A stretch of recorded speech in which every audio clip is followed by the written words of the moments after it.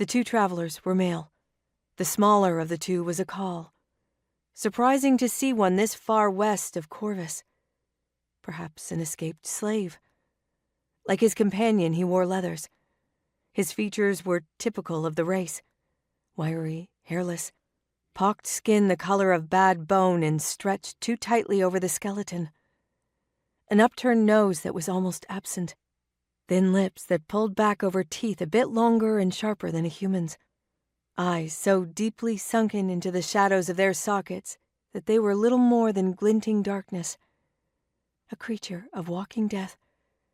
The kaul looked around, eyeing the men, then settled its gaze on Horwin. There was no change in his expression, nor in his steady, monotonous whisper to his companion. "Calm, calm, calm, calm," the kaul said. The other figure was male. Horwin couldn't decide on the race. He thought he saw traces of elf in the face, though the eyes were even more deeply recessed than the kaul's, and the frame far too massive for any elf, or human for that matter. The skin tone, gray as the end of all dreams, did not speak of any human culture. Horwin wondered if the traveler was diseased. "Calm, calm, calm," the kaul murmured. His companion stayed motionless as stone. The rain turned to hail. The kaul winced.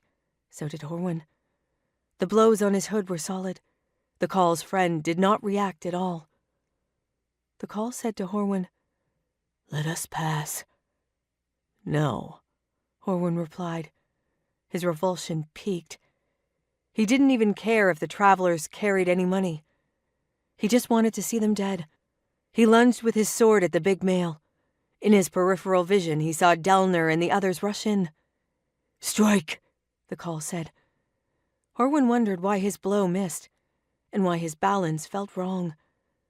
Then he saw his arm in the road, his blood mixing with mud and rain. Something huge blurred. He blinked, and the male's sword had gutted him. He fell. The hail battered his face, but he didn't feel it as the terminal ice spread over his body.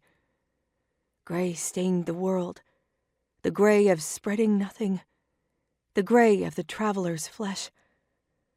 Horwin heard the snap and chunk of bone and meat parting, and the splitting hiss of opened veins as his men went down. He had not wept since childhood.